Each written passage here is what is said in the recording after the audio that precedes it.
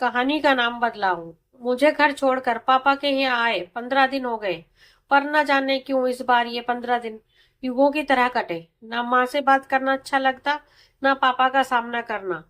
एक अपराध बोध सा हमेशा बना रहता, जैसे मैंने अपनी लापरवाही से उनकी किसी बहुमूल्य वस्तु को खो दिया था। पूरी तत्परता से माँ और पापा मेरा ख्याल रख रहे हैं, जिसके पीछे झांकती हुई उनकी संशय की चिंताएं मुझे स्पष्ट दिखाई देती हैं। उन्हें डर है कहीं मैं डिप्रेशन में कुछ कर ना लूं।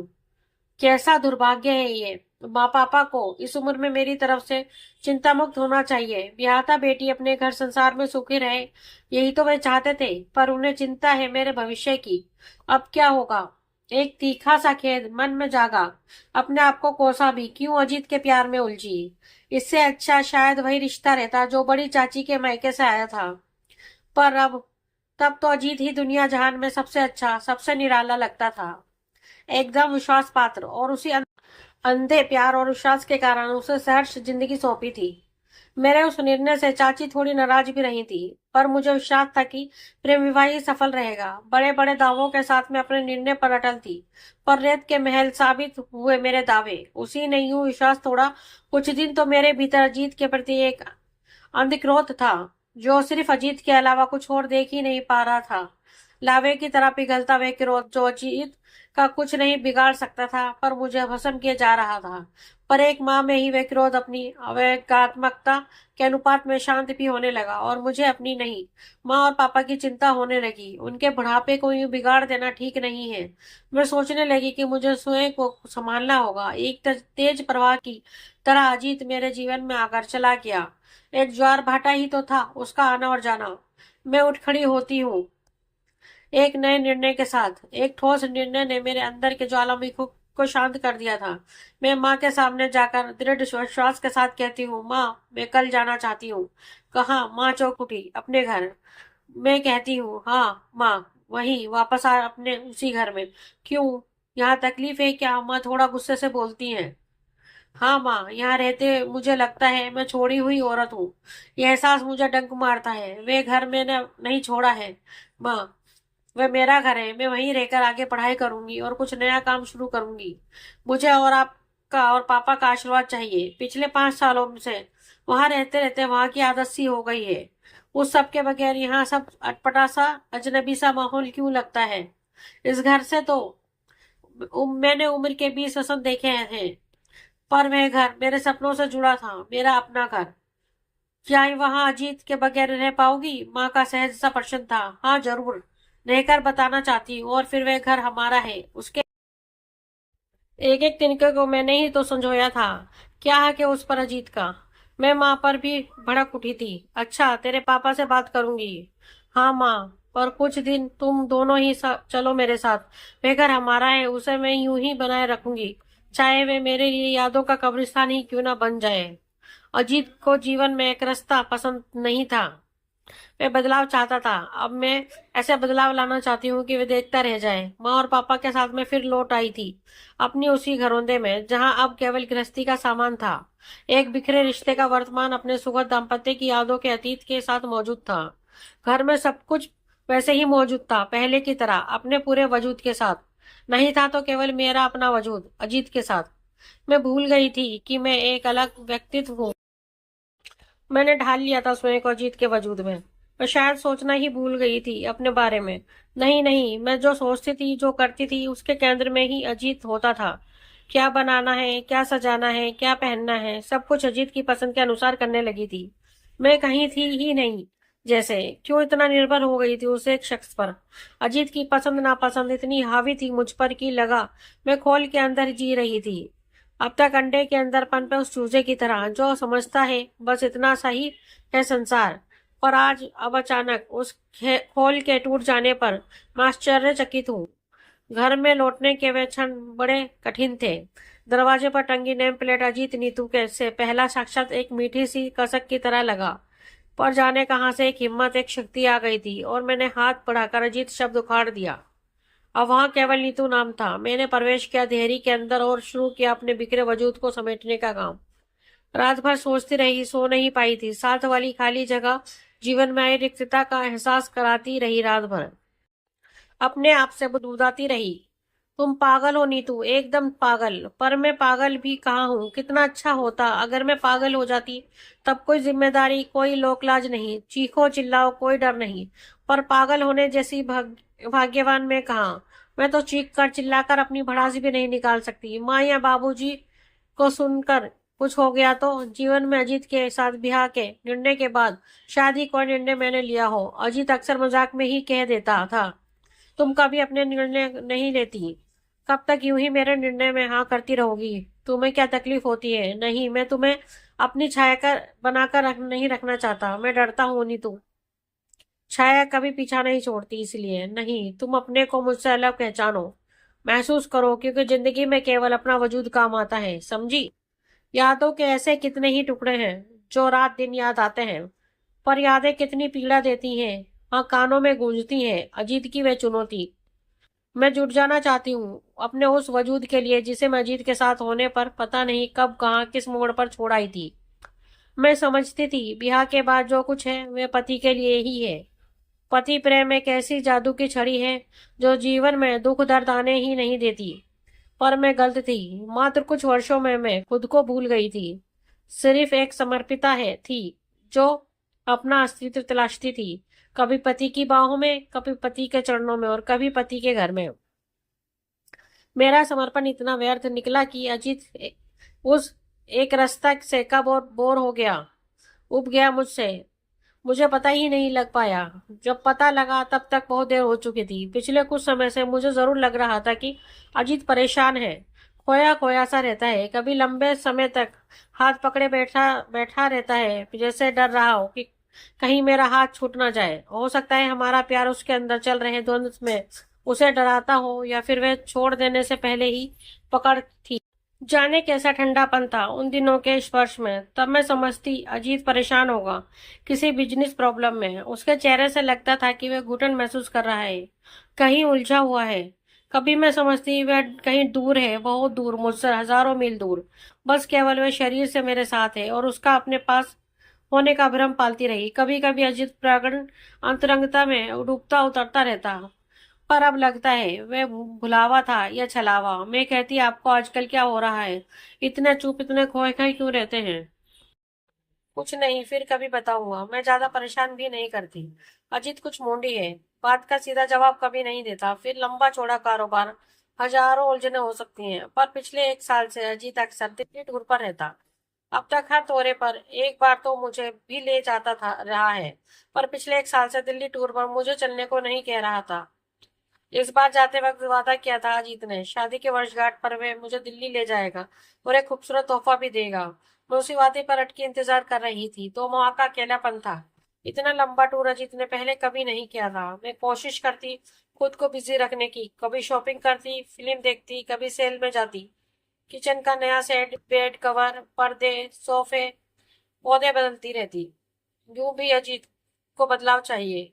उसे घर की सजावट में चेंज पसंद है। मैं अक्सर कहता बदलती रहा करो ये चादर, ये कवर, ये पर्दे, मैं बोर हो जाता हूँ एक सी व्यवस्था से। पर अजीत, तुमने इस हद तक बदलाव पसंद किया ये तो मैं सपने में भी नहीं सोच सकती। तुमने तो मुझे भी बदल डाला। शायद तुम मेरे अस्तित्व को पलंग पर बिछी चादर की तरह समझ बैठे। मैं कोई तुम्हारे ड्राइंग रूम में रखा फूलदान नहीं थी। उस दिन शाम मिसेस वर्मा के घर गृह प्रवेश की पार्टी थी। ना चाहते हुए भी मुझे अकेले ही जाना था। वहीं मुलाकात हो गई वर्मा की दिल्ली वाली बुआ जी से। अरे बुआ जी आप, मैं चेक उठी थी। वे मुझे अच्छी लगती हैं, पहले कई बार मिल चुकी थी। हाँ नीतू, कैसी हो? एकदम ठीक, मैं बोल गई, दिल्ली आने वाली हूँ, मैंने उत्साह से कहा। अजीत तो वही है आजकल। कुछ रुक कर मैंने फिर कहा, क्या अक्सर वहीं रहने लगा है? पूछते हुए उनका चेहरा एकाएक गंभीर हो गया। उनकी आंखों में एक अजीब सा भाव था, जिसमें व्यंग भी था, दया भी। नीतू, तुमसे बात करनी है, चलो ऊपर बालकनी में बैठते हैं, वह सहज होते हुए बोली। हाँ हाँ चलिए। मैं आगे चलने लगी। वे बात का सूत्र जमाते हुए बोली, दुबली लग रही हो। नहीं तो सारा दिन खाती रहती हूँ, अकेले जो हूँ। हाँ मैं जानती हूँ, पर तुम विरोध क्यों नहीं करती? वह कहने लगी, किस बात का? अजीत के दिल्ली जाने का। तुम रोकती क्यों नहीं उसे? दिल्ली जाने से क्यों रोकूं भला? तुम्हें नहीं मालूम अकेली क्यों रहती हो? यही समझाना चाहती हूँ। पर तुमसे कैसे कहूँ? सोचती हूँ कि तुम मुझे बुआ कहती हो, इस नाते तुम मेरी बच्ची जैसी हो। मेरा फर्ज बनता है। मैं चुप हो गई। मैं विस्मय भरे नेत्रों से उन्हें देखती रही। नीतू जी, क्या तुम सचमुच नहीं जानती? मैंने उनका हाथ पकड़ लिया। क्या बात है? बेटी, अजीत दिल्ली बिजनेस के काम से कम और कुछ दूसरे ही कारण से ज्यादा जाता है। अजीत के साथ एक लड़की रहती है। मैंने समझा तुम्हें पता होगा, नहीं तो? मैंने कहा, ऐसा तो हो ही नहीं सकता। अजीत मुझसे प्यार करता है, फिर मेरे बगैर जी भी नहीं सकता। हमने अपनी आंखों से देखा है। वे सामने वाले मल्टी के फ्लैट में रहते हैं। शायद वहां के लोग उन्हें पति पत्नी ही समझते हैं। मैं असहज थी उस वक्त। मन में थी लावा उगलती एक खीज। मैं बुदबुदाने लगी थी। बुआ, क्यों मेरे सुख चैन को यूं छिन भिन करना चाहती हो? ना ही बताती तो अच्छा था। मैं अपने इस खोल में जी रही थी। क्यों अजीत और मेरे रिश्ते का सच अनावृत कर दिया? मेरे जीवन का भ्रम, जिसे मैं सच समझे बैठी थी, क्यों तोड़ दिया? तुम्हारे एक सच से मेरे सारे सुख किन अदृश्य छिद्रों से बाहर निकल गए। मैं नहीं जानती कितना सुख था जीत की पसंद के अनुसार घर की सजावट में बदलाव लाने का। बदलाव बदलाव बदलाव शब्द का एक बोझिल भार मुझ पर लदने लगा। एक दर्द था। मैं खामोश थी। सजल नेत्रों से किसी के सामने सरलता से खुलती बिलखती नहीं हूं मैं। शायद यूं खुल पाना मेरा स्वभाव ही नहीं। मैं अपनी पनीली आंखों को झुकाती भी नहीं, क्योंकि पानी टपक गया तो कमजोर पड़ जाऊंगी। तुम जानती होगी, हम तो यही समझे थे। नहीं। बुआ ने फिर मेरा हाथ पकड़ा था। वे कोमल स्वर में मुझे सांत्वना दे रही थी। मुझे माफ करना नीतू। मैंने तुम्हारा दिल दुखाया, तुम्हारे पत्नी व्रत को चोट पहुंचाई। तुम एक अदृश्य विश्वास के सहारे खड़ी थी, जिसे मैंने जाने अनजाने तोड़ दिया। वह चली गई। मन में डर की नींव शायद उसी शाम पड़ी थी। रात का भयभय अंधेरा मेरे मन में भी भरा था। उस रात अजीत के बदलाव की हद जानने के बाद मन चकनाचूर था। क्यों मैं भी बदल गई, कैलेंडर के पन्ने की तरह। अगले दिन सुबह सुबह ही अजीत ने दरवाजे पर दस्तक दी थी।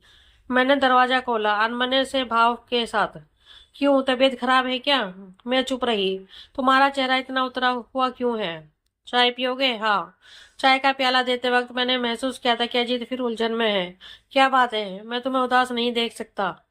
तो देखना ही छोड़ दो, मैं आवेश में बोल गई। अजीत बगैर हिले डुले अपनी जगह बैठा रहा। कल दिल्ली वाले वर्मा की बुआ जी मिली थी। तुम्हारे फ्लैट के सामने वाली मल्टी के फ्लैट में रहती हैं। ओ, तो ये बात है। मेरे होंठ थरथराने लगे थे और आंखें आंसू से लड़ रही थी। तुमने कभी कुछ बताया क्यों नहीं अजीत? क्या यही कि दिल्ली में तुम्हारे समर्पित व्यवहार से एक ताकत, एक शक्ति है जो मुझे रोक देती थी? कहते कहते अपने बिखर पड़ने के पल को समेटने लगी थी मैं। चलो अच्छा हुआ तुम्हें पता चल गया। तुम्हें बताने और समझाने के एक कठिन द्वंद से बच गया मैं। फिर क्या? मैं उसके साथ रहना चाहता हूँ। चुप रही मैं। तुम चाहो तो ये घर, ये सामान सब तुम्हारे पास ही रहेगा। तुम्हें कोई तकलीफ नहीं होगी। जितना रुपया चाहोगे तुम्हें मिलता रहेगा। मुझे समझने की कोशिश करो नीतू। अजीत, ये दान कर रहे हो? नहीं तो क्या फिर? मैं तुम्हें परेशानी में डालना नहीं चाहता। अजीत, तुम भूल गए, ये घर, ये तो पहले से मेरा है, मेरे पापा का दिया हुआ। और जो रुपया है उसका मूल्य भी मेरा ही था। मेरे ख्याल से तुम तो अब भी खाली हाथ थे। और अब भी। अजीत की आंखें भी छलछलाई हुई लबालब हो रही थी। उसने एक बार फिर मेरा हाथ पकड़ने के लिए अपना हाथ बढ़ाया, पर मैं हट गई थी। अब इस स्पर्श में कुछ नहीं है। सब कुछ बदल गया था। अब हमारे रिश्ते बदल गए थे, जिनका कोई दूसरा दूसरा नाम नहीं था। नए सिरे से हमें लिखनी होगी जीवन के रिश्तों की इबारतें। क्यों हुआ ऐसा? एकदम पसंद की मिठास को पीते पीते कोई बेहद फीका सा स्वाद हमारे बीच आ गया था। शाम होते होते अजीत चला गया था बगैर बताए, फोन के पास एक पत्र छोड़कर, जिसमें लिखा था, मुझे माफ कर देना नीतू, मैं जा रहा हूँ। शायद लौट कर ना आऊं। ना ही आऊं तो बेहतर होगा, क्योंकि तुम्हारी आंखों में उठते प्रश्नों के उत्तर मेरे पास नहीं है। ऐसा क्यों हुआ, कब हुआ, मैं नहीं जानता। पत्र तय करके करते वक्त मैं बोल गई थी, तुम जरूर आओगे अजीत, एक दिन जरूर। पर अब बदलाव मेरे होंगे, मेरे अपने। 10 साल बाद एक दिन फिर अजीत मेरे सामने खड़ा था। 10 सालों का ये अंतराल कैसे कटा, ये बताना अब जरूरी नहीं रहा। हाँ, मैं जिंदा रही। मैंने आत्महत्या नहीं की, पर बदलाव की हद मैंने भी पार कर ली थी। आज मैं उस शहर में जज के पद पर प्रमोशन के पद साथ पदस्थ हूँ। जी हाँ, उसी शहर में। कभी अपने लिए सही निर्णय न कर पाने वाली मैं नीतू उसी कुर्सी पर हूँ जहाँ दूसरों के लिए भी निर्णय देने होते हैं। ऐसे निर्णय जो जीवन के मायने बदल सकते हैं। एक दिन कोर्ट पहुंची तो आंखें विस्मय से फटी रह गई। सामने 40 साल की उम्र में ही 60 साल के प्रौढ़ की तरह अजीत खड़े थे। फाइल सामने थी। मिसिज सुमन सान्याल अपने पति अजीत से तलाक चाहती है। केस में आरोप था कि अजीत बाप बनने में सक्षम नहीं है और सुमन मां बनना चाहती है। अजीत आश्चर्यचकित थे। मुझे देखकर उनकी आंखें प्रश्नोत्तुक थी, शायद खुश भी थी। मुझे सामने देखकर बदलाव चाहने वाले अजीत शायद बदलाव के क्रम में मुझे फिर पसंद कर रहे हो। आज मुझे निर्णय देना था, पर अजीत तो मेरे मन के कटघरे से बहुत पहले ही मुक्त हो चुके गए थे। आज वे एक पत्नी के नहीं, एक जज के कटघरे में खड़े थे और निर्णय करने वाली थी नीतू, जिसे अजीत निर्णय लेने में कमजोर कहते थे। सुमन सान्याल भी सामने थी, सांवली दुबली सी बंगालन लड़की, जिसने मेरे पति में ये बदलाव ला दिया था। मेरे अपराधी तो शायद दोनों ही थे।